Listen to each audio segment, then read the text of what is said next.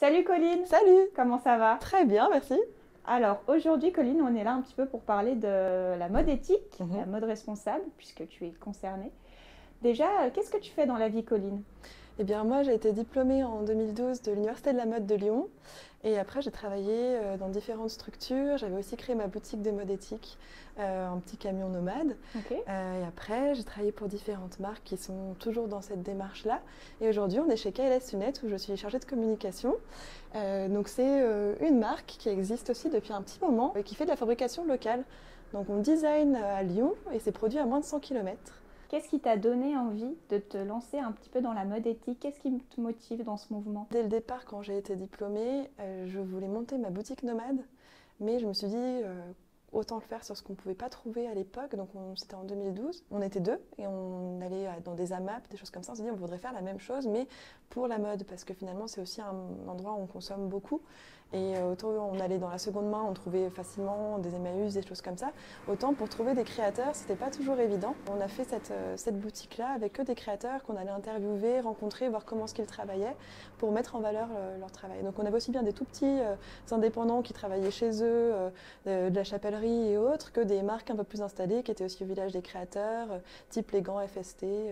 Donc des gants grenoblois. Et on a organisé aussi des ateliers de sensibilisation, type atelier couture en plein air, pour que les gens puissent en fait se réapproprier aussi les choses et comprendre comment c'était fait.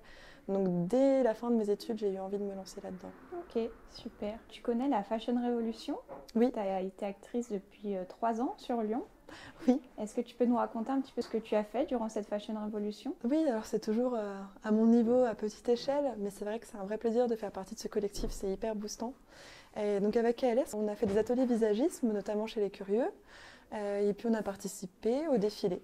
Ok, super. Et du coup, cette année, il y a une nouvelle édition. Est-ce que tu comptes y participer?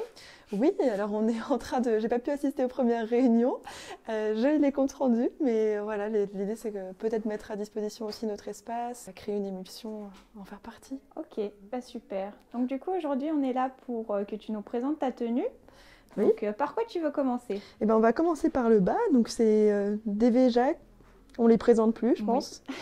Le pantalon, c'est un projet lyonnais qui s'appelle Jean Fringue et que je trouve hyper intéressant. Donc c'est en fait des fripes qui sont sérigraphées avec Jean Fringue. Et en plus, il y a tout un projet éditorial. Donc en fait, elles font raconter aux gens à travers des textes, des photos, le lien avec leurs vêtements fétiches, un peu comme ce qu'on fait aujourd'hui. Super.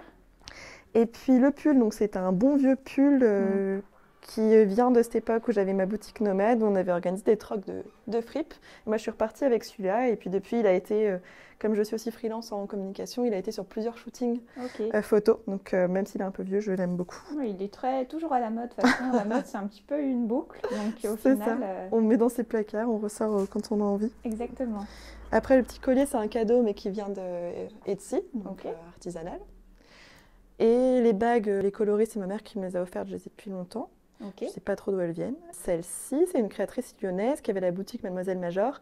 Et je pense que c'est de sa collection The Way of Dot. Et puis après, mes lunettes KLS. Ok, bah super. On te retrouve donc chez KLS Lunettes. Bah avec plaisir, oui. Bah super. Bah merci beaucoup Colline. Merci beaucoup. À bientôt. À bientôt.